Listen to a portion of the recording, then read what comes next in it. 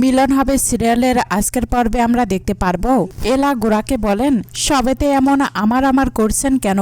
6 মাস তো আমি এই ঘরেই থাকবো, তাই এই ঘরের সমস্ত কিছু খাট বিছানা বালির চাদর সবকিছুতে আমারও সমান অধিকার আছে। গোরা বলেন, শুনুন, এত বছর ধরে আমি আমার খাট, আমার বালিশ, আমার চাদর আমি কারোর সাথে শেয়ার করিনি, আর করবও না, আর আপনার সাথে তো নয়ই। এলা বলেন, ঠিক আছে, কিছু করতে হবে না আপনাকেই, আমি কাউচে ঘুমাচ্ছি। গোরা বলেন, দাঁড়ান, ওই কাউচটা তো আমার কাউচ, এটা বসার জন্য, এখানে কেউ শোয় না, প্লিজ এটাতে আমি আপনাকে শুতে দিতে পারবো না। এলা বলেন, আজব হিংসুটে মানুষ তো আপনি, খাটে ঘুমোতে দেবেন না, কাউচে শুতে দেবেন না, আমি কোথায় যাব? আমি কি হাওয়ায় ভাসবো?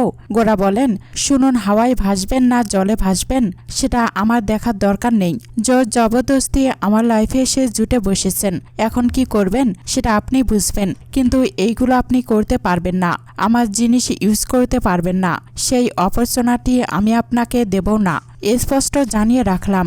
আমার ঘরে আমার কোনো জিনিসে আপনি টাচ করবেন না, আর করলে তার ফল খারাপ হবেই। এখন তো আবার নিজের ইচ্ছা মতো নিজের জামাটাও চেঞ্জ করা যাবে না, স্বাধীনভাবে নিজের ঘরেই। এলা বলেন, আপনি তো আমাকে এতবার বাঁচিয়েছেন মিস্টার সেন, কখনো পাড়ার লোকের অপমানের হাত থেকে, কখনো কিডন্যাপ হওয়ার হাত থেকে, তাহলে কি এমন ঘটল যে আজ আপনি আমাকে এতটা ঘৃণা করেন?